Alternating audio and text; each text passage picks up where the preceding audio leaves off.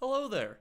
Today we're going to be talking about one of my favorite topics in VGC, and that is reads, and how to get more of them right. Let's get right into it. Now, the first thing to understand is you don't always have to make a read. Sometimes there's a safe play available. Like in this situation, I know you don't have the open sheets, but I'll just go ahead and tell you in this game, my opponent's Annihilate is Choice Scarf, their mouse hold is Wide Lens, there's no safety goggles available, and Basculegion is Choice Banded. That means that I have a guaranteed safe spore into the slot. Basculegion, if I Terra Water my Amoonguss, Wave Crash will put me just below 50%, I'll eat my Citrus Berry, and then Pelipper's Hurricane will not KO me. So a safe play here would be to Terra Water Amoonguss, protect Goldango, and spore the Basculegion, and then go from there. I would recommend going for safe plays when it's game 1 of a best of 3 and you don't really know how your opponent's playing, but you don't always have to make the safe play, and sometimes the safest play isn't the best play. A lot of times you can get an advantage if you know how your opponent's playing, right? Say I know that they've just been staying in with Basculegion and not Terraing. Something I could do could be to Rage Powder with Amoonguss and Shadow Ball Basculegion, and they could just faint, and I could not have to deal with them anymore for the rest of the game. I don't have to deal with sleep turns. So how do we know when to go for these plays that aren't safe? How do we know when to make these reads? And, the answer is once you kind of have a feeling for how your opponent's playing, and I want to share a clip with you of the greatest VGC player of all time, kind of illustrating this.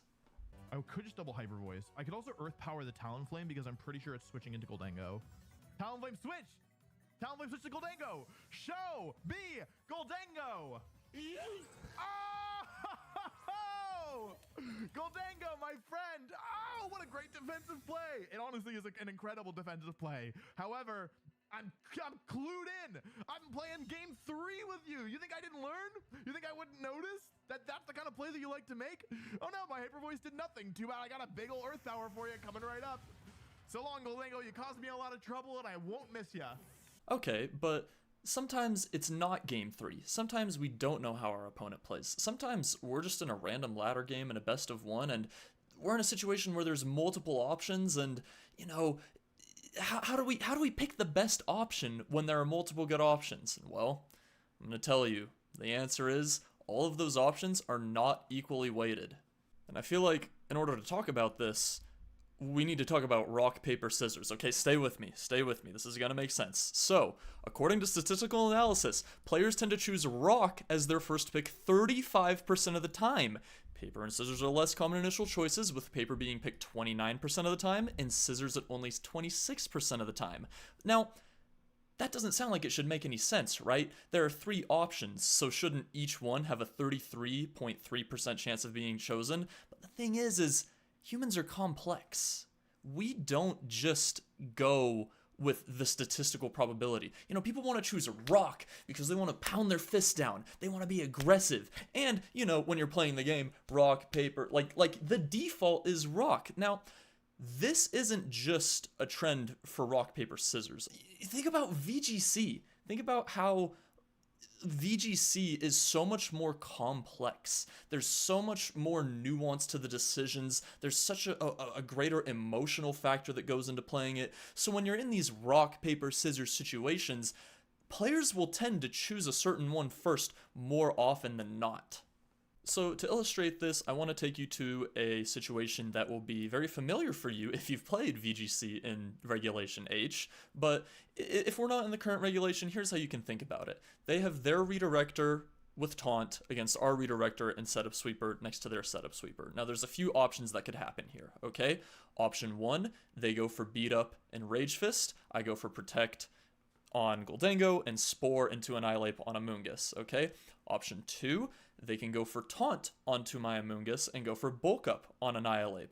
Option 3, they could just go for follow me and go for bulk up on Annihilate. So there's a few different options here that the Mouse 8 player could go for, and they're not all equally weighted. Just because I've played this and seen this opening hundreds of times, I know that, they could go for a variety of different plays, but their most common play is taunt into Amoonguss with Mousehold and bulk up on Annihilate. That's their rock. A way I could punish that would be to protect Amoonguss and go for Nasty Claw on Gholdengo. And you might be thinking, oh my gosh, but they could just beat up and Rage Fist Gholdengo. And yes, they could. And game 2, they probably will. So that's when you switch up your play and you protect Gholdengo and Spore Annihilate or do something different. Every situation is a little different, and 29% of the time they're going to choose paper, right? And game 1 they're just going to beat up Rage Fist or Gholdengo. So it's part art, part science. And the way you can find this in your own games is just play a lot and make note every time a situation like this comes up, and you'll see as you play, players will use a certain play against you more often than others, and that's how you create, your rock, paper, scissors chart, is getting the reps and figuring out what their rock is. Now, I want to talk about intuition, which is defined as the ability to understand something immediately without the need for conscious reasoning. Now, intuition has a big part in VGC because sometimes you get down to these situations where it really is a 50-50. I could go for move 1 and it'll KO them if they don't Terra. I could go for move 2 and it'll KO them if they Terra. When you use your intuition is when the game is not complex. It's when the game is simple. When the game has a high level of complexity, meaning there are multiple turns until, either player is going to win or is threatening to take a winning advantage, that's when you need to calculate. Sit down, think, okay, what happens if I do X and they do Y? What happens if I do Y and they do X? But sometimes there are situations where no amount of calculation will bring you a better play. And when that happens, that's when you just have to go. That's when you just have to trust yourself. And it's hard. It's hard because, you'll get in your own head and you'll think, oh, well, I'm going to look like such an idiot if I just target into this protect. Maybe I should just make the safer play. But at the end of the day, if you're in a situation where thinking more about it doesn't give you more information about the turn, you have to trust your gut instinct. And your gut instinct is the most correct when the game is in a simple 50-50-esque state. Because here's the thing. We use the term 50-50 in VGC all the time. But if each option really were equally as likely to come out, and it really was just a coin flip, a true 50% chance, then players like Wolf wouldn't be day 2ing every event that they attend. Okay, these players wouldn't consistently be having positive records at every major they go to if it really was random what happened in these 50-50 scenarios. And the truth behind it, the real hack, is they've just played thousands and thousands of games and they've trained up their intuition and they know when to stop calculating and trust it. And you can too. This could be the turn.